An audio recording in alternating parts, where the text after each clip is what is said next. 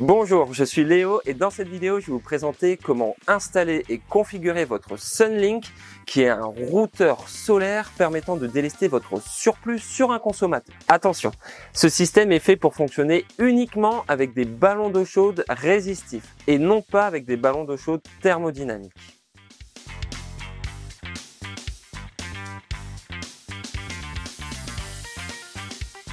Mais avant de commencer cette vidéo, n'oubliez pas de la liker et de vous abonner pour ne louper aucun de nos prochains contenus.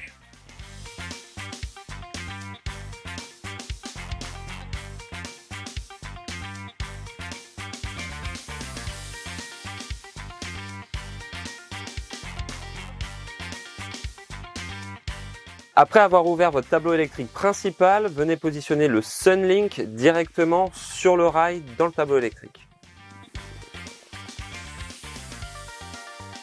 Pour commencer, nous allons positionner la pince ampère métrique. Le but de la pince ampère métrique est de surveiller les consommations en temps réel afin de savoir à quel moment il doit commencer ou non à délester. Donc pour ce faire, le raccordement de la pince ampère métrique se fait sur l'entrée 3 et 4 du Sunlink. En 4, nous allons venir raccorder le câble noir et en 3, le câble blanc.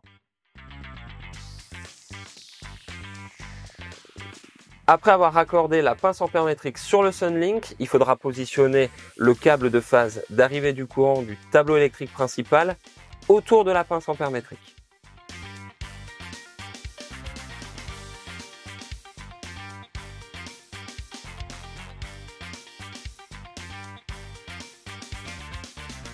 Pensez à bien positionner la pince ampère métrique avec la flèche qui va en direction du disjoncteur principal de votre habitation. Passons maintenant à l'alimentation du Sunlink. Pour ce faire, munissez-vous d'un disjoncteur de 10 ampères et venez raccorder le neutre sur l'entrée 1 et la phase sur l'entrée 2.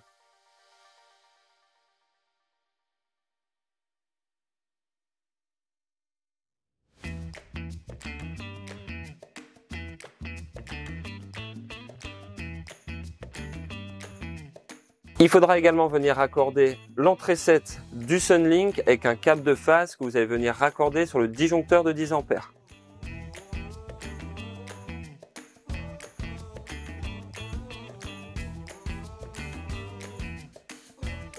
Votre Sunlink est maintenant alimenté.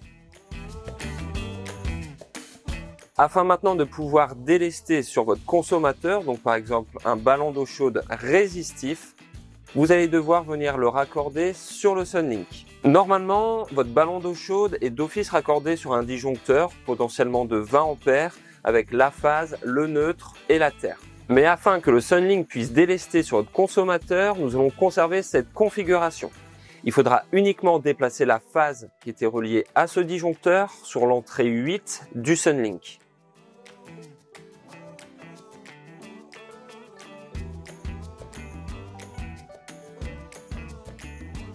Au niveau des raccordements, sous la main, je n'ai pas de ballon d'eau chaude, donc je suis venu installer dans mon tableau électrique une prise sur laquelle je vais venir installer une lampe afin de pouvoir visualiser le délestage. Au niveau des raccordements de mon consommateur, mon neutre est toujours raccordé sur mon disjoncteur de 16 ou 20 ampères, ma phase sur l'entrée numéro 8 de mon Sunlink et la terre sur mon bornier de terre général de l'habitation. Vous venez de terminer l'installation de votre Sunlink, nous allons pouvoir refermer le tableau électrique et réenclencher les disjoncteurs.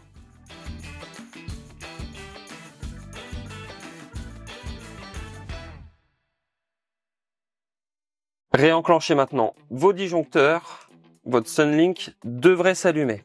Maintenant que votre tableau électrique est refermé et votre Sunlink alimenté, vous allez retrouver sur l'écran une puissance. Donc il s'agit de la puissance actuelle dans votre habitation. Une puissance négative avec un moins devant signifie que vous avez du surplus et une puissance positive signifiera que vous soutirez du réseau.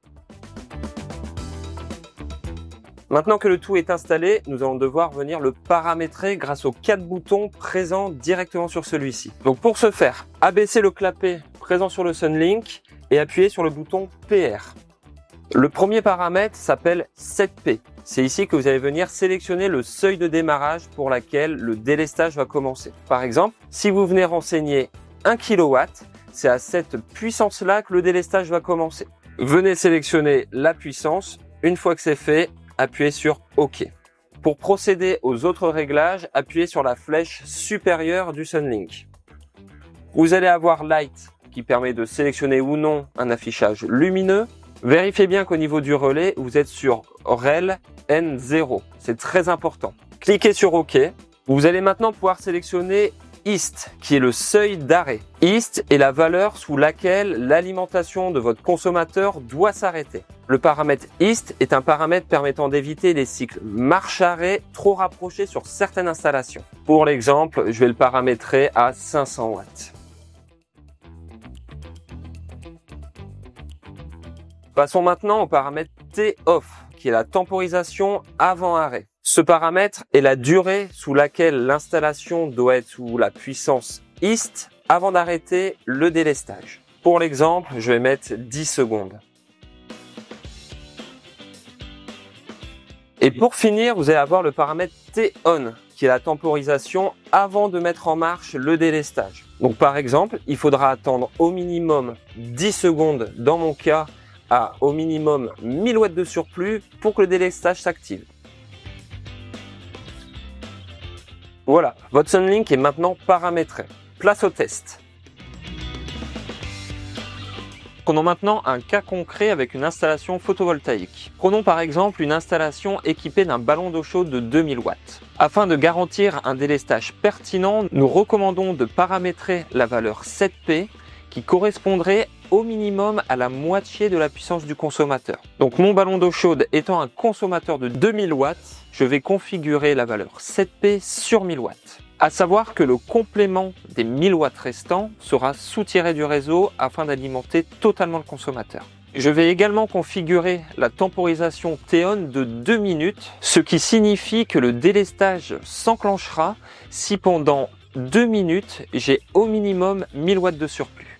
Donc pour rappel, si je n'ai pas 2000 watts de surplus, le complément sera soutiré du réseau afin d'alimenter totalement le consommateur. Ce qui permettra d'assurer une chauffe complète du consommateur si jamais je n'ai pas assez de surplus. Dans ce type de configuration, la valeur East a peu d'importance, car en choisissant une valeur 7P correspondant à la moitié de la puissance du consommateur, donc pour rappel, nous avons sélectionné 1000 watts d'activation du délestage alors que mon consommateur en consomme 2000. L'activation du délestage provoquera obligatoirement une chute du surplus. Donc on tombera forcément en dessous des 1000 watts qui sont la valeur 7P d'activation du système. En effet, le Sunlink tirera le complément d'énergie sur le réseau, donc nous allons forcément tomber sous les 1000 watts de la valeur 7P qui est la valeur de mise en service du délestage. Ce qui ramènera obligatoirement le surplus disponible en dessous du seuil East. Il sera donc essentiel de bien paramétrer la temporisation d'arrêt du délestage, qui déterminera à quel moment il doit arrêter le délestage et donc la chauffe du ballon d'eau chaude.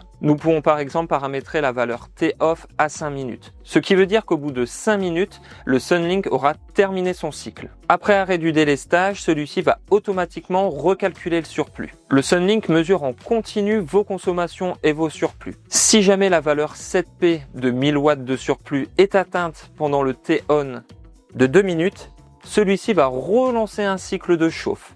Sinon, il restera à l'arrêt juste à temps que cette puissance sera atteinte pendant la temporisation sélectionnée. Ce fonctionnement en boucle assure un fonctionnement efficace et optimisé de votre surplus.